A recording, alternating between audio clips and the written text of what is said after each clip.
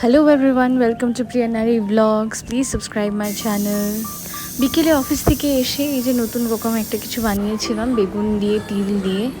তারপরে এই যে মাম্মা আমার ফ্রেন্ড এসেছে, ওর সাথে বসে বসে খেলছে আর ও টিভি হ্যান্ডশেক দেখছে। করো তো, দাদা ভাইয়ের সাথে হ্যান্ডশেক করো।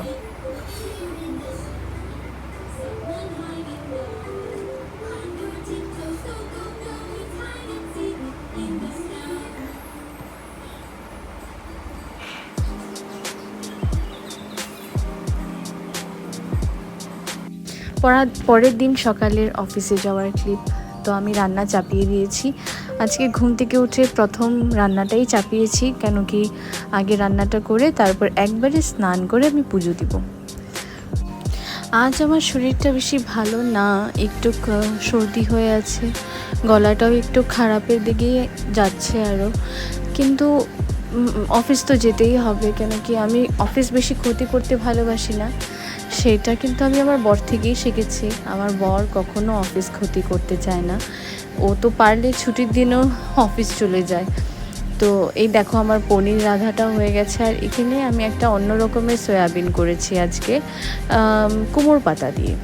এই যে কুমড়ো পাতা, আগে রসুনগুলো ভালো করে থেতো করে দিয়ে, এই যে দেখো পেঁয়াজ রসুনের মধ্যে সয়াবিনটাকে ভেজে এক সাইডে, আর কুমড়ো পাতা আরেক সাইডে ভেজে, তারপর ওই ভেজে রাখা সয়াবিন আর পেঁয়াজ আর রসুনটা দিয়ে লাস্টে একটু তিল দিয়ে, এই দেখো বহু স্বাদ হয়েছিল খেতে। তোমরা সবাই কিন্তু বানিয়ে খেতে পারো।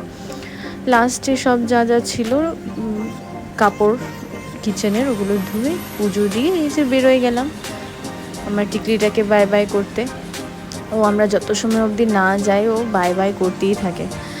আরও আমার লুকটা তোমাদের সাথে শেয়ার করছি। কথাটা হলো যে আমাকে অনেকেরাই বলেছিল যে আমি নাকি যখন অফিস যাব তখন আমার মেয়ে কাঁদবে। এখন কাঁদছে না, পরে নিশ্চয়ই কাঁদবে, কিন্তু সেই সময়টা আর আসলো না। ও অ্যাকচুয়ালি অভ্যস্ত হয়ে গেছে যে আমি আর আমার বর, ওর মামা বাবা দুজনেই সকাল সকাল অফিস চলে যায় গিয়ে। ও আমাদেরকে খুব খুশি করে খুশি খুশি বিদায় দেয়। ও খুব ভালোবাসে আমরা যখন অফিস যাই। কিন্তু হ্যাঁ, বিকেলে যদি আমরা কোথাও রেডি হই কোথাও যাওয়ার জন্য, তখন কিন্তু আমাদের পিছা ছাড়ে না, কোনো পথেই ছাড়ে না। তখন ও আমাদের পিছনে যাবেই যাবে, ঘুরতে যাবেই যাবে। তো জানি না, ও বোধহয় বুঝে গেছে যে সকালবেলা আমরা অফিস যাই, সেখানে ওর যাওয়ার দরকার নেই, কিন্তু বিকেলে আমরা ঘুরতে যাই। তো এই কথা বলতে বলতে দেখো আমি অফিস পৌঁছে গেলাম। এখানে কি হচ্ছে জানো, আজকে ছিল আমাদের অফিসে ক্যারাম কম্পিটিশন, স্পোর্টস উইক চলছে। তো ক্যারাম কম্পিটিশন চলছিল, ছেলেরা ক্যারাম খেলছিল। আর আমি এখানে একটু কাজটুকু সেরে তারপর যাব আমিও একটু ক্যারাম খেলতে। তো তোমাদের সবাইদের সাথে শেয়ার করছি, আমরা প্রথম রাউন্ড, আমি আর আমার পার্টনার প্রথম রাউন্ড ক্ল্যারিফাই করেছিলাম, কিন্তু দ্বিতীয় রাউন্ডে গিয়ে আমরা হেরে গেছিলাম গিয়ে। প্রথম রাউন্ডটাও যে করেছি সেটাও বহুত বড় আমার জন্য, কেন কি ক্যারাম খেলা তো অনেক বছর হয়েছে ছেড়েছি, তবু এখনও যে খেলতে পেরেছি একটু হলেও, যাই খেলেছি, কিন্তু একটা রাউন্ড ক্ল্যারিফাই করতে পেরেছিলাম। তো সেটাও আমার পার্টনারের জন্যই নিশ্চয়ই, যেহেতু একটু ভালো খেলতে, আমি তো ততটা ভালো না, তবু পেরেছি।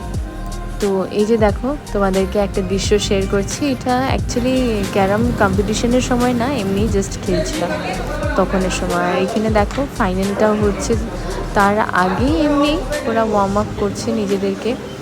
তো ফাইনালের খেলার প্রস্তুতি এটা এখন শুরু হবে। এই যে দেখো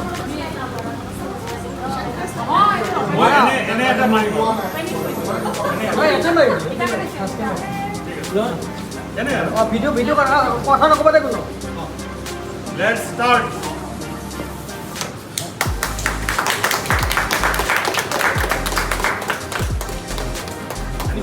তো এই যে খেলাটা শুরু হলো, ফাইনালসের খেলা। তো আমরা সবাই চিয়ার করার জন্য এখানে বসে আছি অডিয়েন্স হিসেবে, আর খুব চিয়ার করেছি অ্যান্ড খুব ভালো লেগেছে। এই যে বাড়ি ফিরে গেছিলাম, তারপর বরের সাথে মিলে ব্ল্যাক কফি, আর এই দেখো আমার টিকলির নাচ দেখো।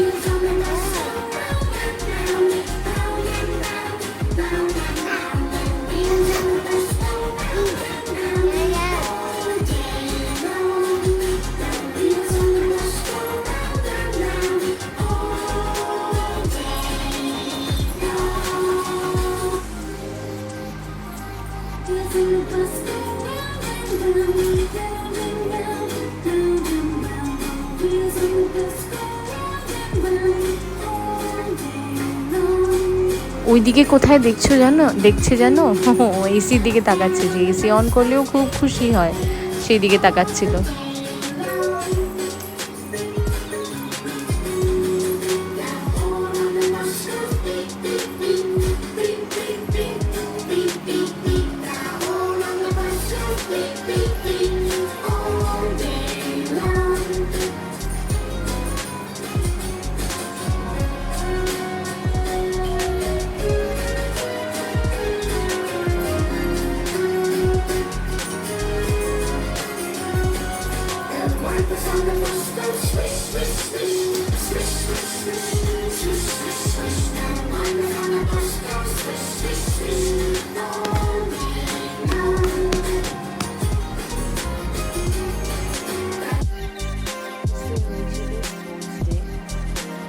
যার জন্য হয়েছিল